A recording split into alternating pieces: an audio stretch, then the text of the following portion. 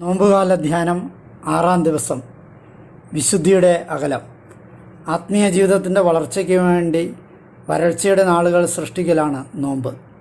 ഇച്ഛയ്ക്കും അപ്പുറത്ത് കൈവിട്ടുപോകുന്ന മനസ്സിനെയും ശരീരത്തെയും അടക്കിപ്പിടിച്ച് അച്ചടക്കം ശീലിപ്പിക്കുവാനുള്ള മാർഗമാണിത്. ശുദ്ധീകരണത്തിൻ്റെ നൊമ്പരങ്ങൾ ചേർത്ത് വെച്ചുകൊണ്ട് ആത്മനിയന്ത്രണത്തിനു വേണ്ടി ശാരീരിക മാനസിക വ്യാപാരങ്ങളെ നിയന്ത്രിക്കുന്ന കാലമാണ് നോമ്പുകാലം. നോമ്പ് വ്യക്തമായ ഒരു ദർശനത്തിനു വേണ്ടി എല്ലാറ്റിനോടും വിശുദ്ധമായ ഒരു അകലം സൂക്ഷിക്കാൻ പരിശീലിക്കലാണ്.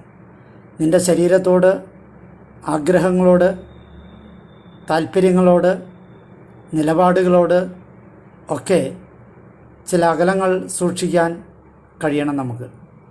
ബന്ധങ്ങളോടും തഴക്കദോഷങ്ങളോടും ശീലങ്ങളോടും പാപങ്ങളോടുമൊക്കെ ഈ വിശുദ്ധമായ ഒരു അകലം നമ്മൾ പാലിക്കേണ്ടതുണ്ട്. ഏറ്റവും പ്രിയപ്പെട്ടതൊക്കെ നഷ്ടമാക്കിയിട്ടാണ് നീ ദൈവത്തെ തേടുന്നതെങ്കിൽ ദൈവത്തിൻ്റെ നിയമപുസ്തകത്തിൽ നിൻ്റെ നഷ്ടങ്ങളെല്ലാം സമ്പാദ്യങ്ങളാണ്. ആത്മവിശുദ്ധീകരണത്തിനപ്പുറത്ത് കാരുണ്യവും സ്നേഹവും തളിർക്കേണ്ടതുണ്ട്. നോമ്പുകാലത്ത് ചിട്ടപ്പെടുത്തി ശീലിച്ചവ ജീവിതയാത്രയിലെ ഓരോ ദിനത്തിലും എടുത്തു പ്രയോഗിക്കുവാൻ നമുക്ക് സാധിക്കണം. നഷ്ടപ്പെട്ടുപോയ വിശുദ്ധിയുടെ വീണ്ടെടുപ്പ് കാലം കൂടിയാകണം നോമ്പുകാലം. വിശുദ്ധിയുടെ വീണ്ടെടുപ്പ് കാലമാണ് നോമ്പുകാലം.